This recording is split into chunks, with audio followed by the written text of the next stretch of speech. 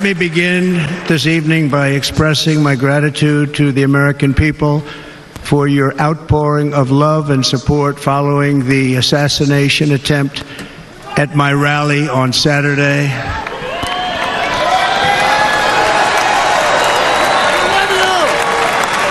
As you already know, the assassin's bullet came within a quarter of an inch of taking my life. So many people have asked me, what happened? Tell us what happened, please. And therefore, I will tell you exactly what happened, and you'll never hear it from me a second time because it's actually too painful to tell. It was a warm, beautiful day in the early evening in Butler Township in the great Commonwealth of Pennsylvania. Music was loudly playing, and the campaign was doing really well. I went to the stage, and the crowd was cheering wildly. Everybody was happy. I began speaking very strongly, powerfully, and happily, because I was discussing the great job my administration did on immigration at the southern border. We were very proud of it.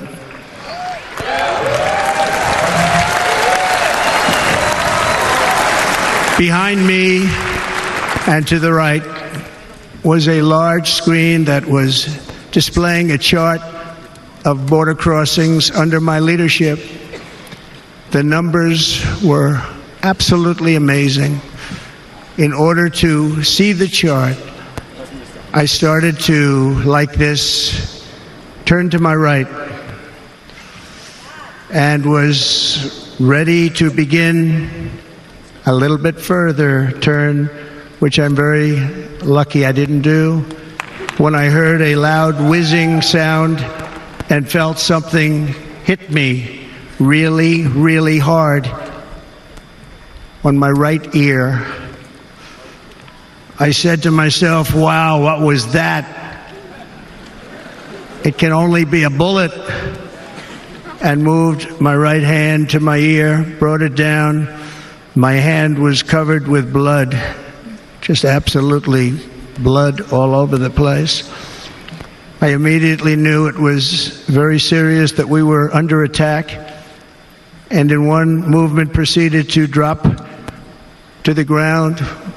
Bullets were continuing to fly as very brave Secret Service agents rushed to the stage, and they really did, they rushed to the stage.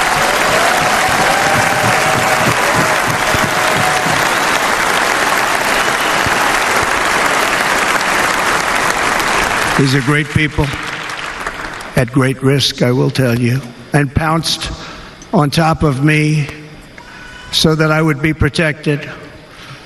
There was blood pouring everywhere, and yet, in a certain way, I felt very safe because I had God on my side. I felt that.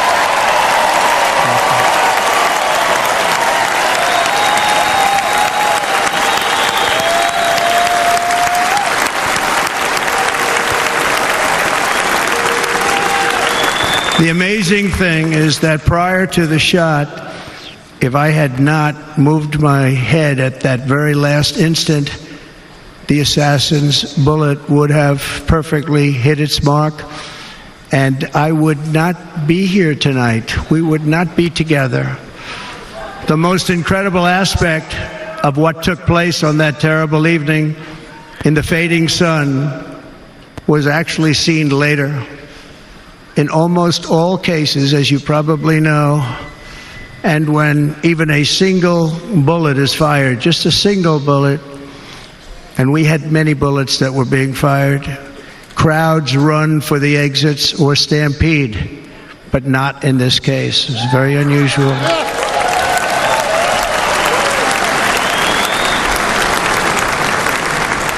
This massive crowd of tens of thousands of people stood by and didn't move an inch. In fact, many of them bravely but automatically stood up looking for where the sniper would be. They knew immediately it was a sniper.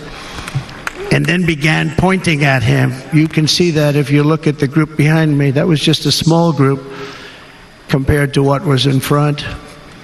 Nobody ran, and by not stampeding, many lives were saved. But that isn't the reason that they didn't move. The reason is that they knew I was in very serious trouble. They saw it. They saw me go down. They saw the blood and thought, actually most did, that I was dead. They knew it was a shot to the head. They saw the blood. And there's an interesting statistic. The ears are the bloodiest part. If something happens with the ears, they bleed more than any other part of the body. For whatever reason, the doctors told me that. I said, why is there so much blood? He said, it's the ears. They bleed more. So we learned something, but they just, this beautiful crowd, they didn't want to leave me. They knew I was in trouble. They didn't want to leave me. And you can see that love written all over their faces.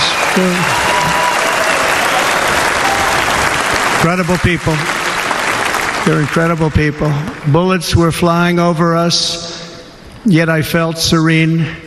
But now the Secret Service agents were putting themselves in peril. They were in very dangerous territory. Bullets were flying right over them, missing them by a very small amount of inches. And then it all stopped.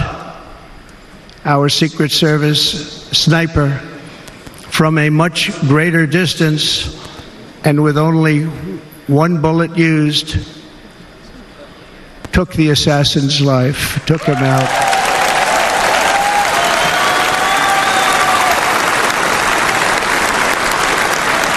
I'm not supposed to be here tonight.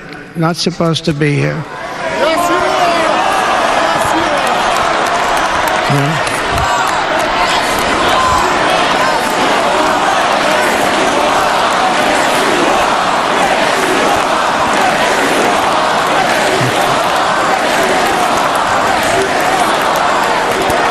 Thank you.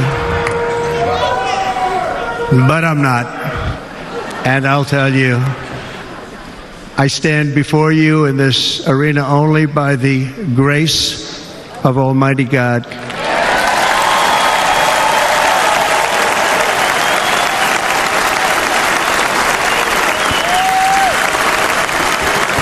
In watching the reports over the last few days, many people say it was a providential moment. Probably was. When I rose, surrounded by Secret Service, the crowd was confused because they thought I was dead, and there was great, great sorrow. I could see that on their faces as I looked out. They didn't know I was looking out. They thought it was over. But I could see it, and I wanted to do something to let them know I was okay. I raised my right arm, looked at the thousands and thousands of people that were breathlessly waiting, and started shouting, "Fight, fight, fight."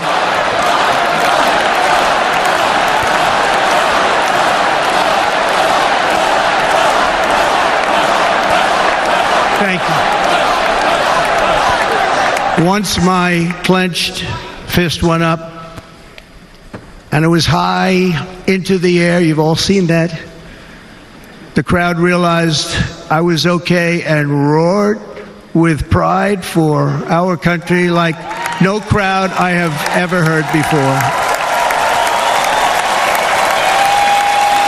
Never heard anything like it. For the rest of my life, I will be grateful for the love shown by that giant audience of patriots that stood bravely on that fateful evening in Pennsylvania. Tragically, the shooter claimed the life of one of our fellow Americans, Corey Comparator. Unbelievable person, everybody tells me. Unbelievable. And seriously wounded, two other great warriors. Spoke to them today. David Dutch and James Copenhaver, two great people. I also spoke to all three families of these tremendous people. Our love and prayers are with them, and always will be. We're never going to forget them. They came for a great rally. They were serious Trumpsters, I want to tell you. They were serious Trumpsters, and still are. But Corey, unfortunately, we have to use the past tense. He was incredible. He was a highly respected former fire chief, respected by everybody. Was accompanied by his wife, Helen, incredible woman. I spoke to her today, devastated, and two precious daughters. He lost his life selflessly acting as a human shield to protect them from flying bullets. He went right over the top of them and was hit.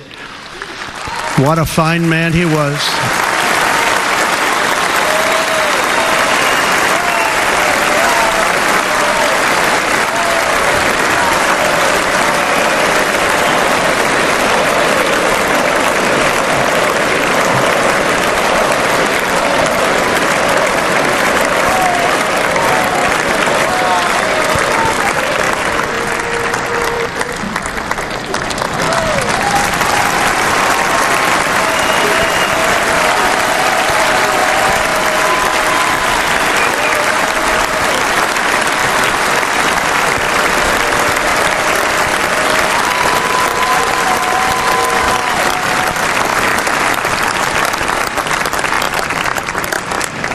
I want to thank the fire department and the family for sending his helmet, his outfit, and it was just something, and they're going to do something very special when they get it. But we did something which cannot match what happened, not even close. But I am very proud to say that over the past few days, we've raised $6.3 million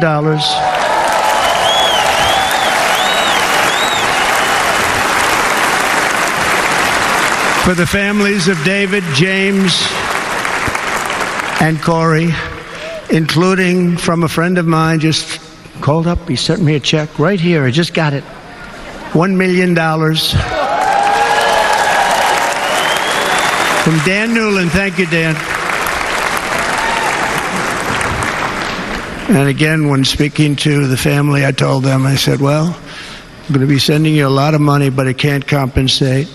They all said the same thing. You're right, sir. We appreciate so much what you're doing, but nothing can take the place in the case of Corey. And the other two, by the way, they were very, very seriously injured, but now they're doing very well. They're going to be okay. They're going to be doing very well.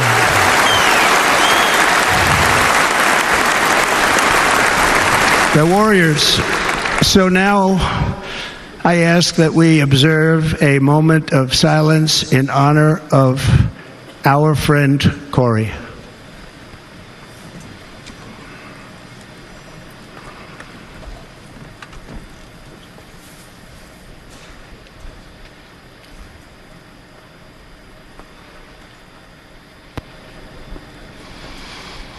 There is no greater love than to lay down one's life for others.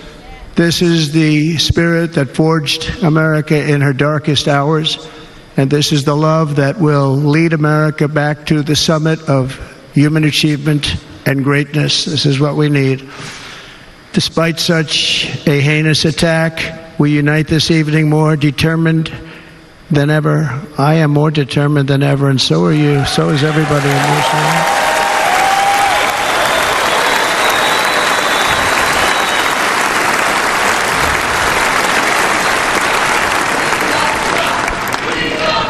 Thank you.